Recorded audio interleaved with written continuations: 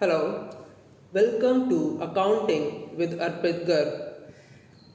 Today we are going to start our second chapter, that is Goodwill.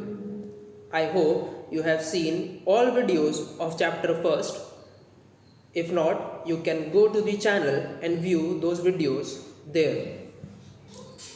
So let's begin. What is Goodwill?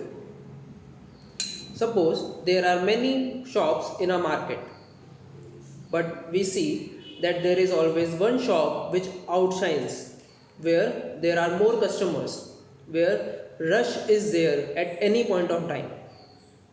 Why? That can be because of efficient management, that can be because of the quality of product they are providing us, that can be of their relation with customers, because of past performance, because of longevity, because of favorable location. Whatever the case may be, whatever the reason may be, that shop is outshining. That shop is getting more customers. That shop is having a good name in the market. That shop is having fame in market. And that is called in accounts as goodwill. That firm enjoys goodwill. Goodwill is an intangible asset which is helpful in earning excess profit, as because of goodwill it will have more customers. So because of more customers, this firm, this company will earn more profit. As we are studying partnership, so we will talk only about firm. So this firm earns excess profit. Then this goodwill can be classified in two categories. Suppose I want to start a shop. For starting the shop, I am worried whether I will earn profit or not, or whether my business will be successful or not. So, what I can do is I can ask someone else who is having a good name in market to help me with his name. He can let me enjoy his goodwill in exchange of some consideration. That goodwill which I am purchasing from that person who is having a name in market is called purchased goodwill. But from where did that person got this goodwill? That person got goodwill because he is running business for last many years and very well. He is having good customer relation, he is having a very excellent past performance, he is having a very favorable location, efficient management, quality. Because of many other reasons, or because of so many reasons, he is enjoying goodwill. So that goodwill is self generated goodwill. So let's see how can I value this goodwill, because to find out the goodwill, or to calculate what amount shall I ask from another person for goodwill, that must be calculated. So what are the methods of valuation of goodwill?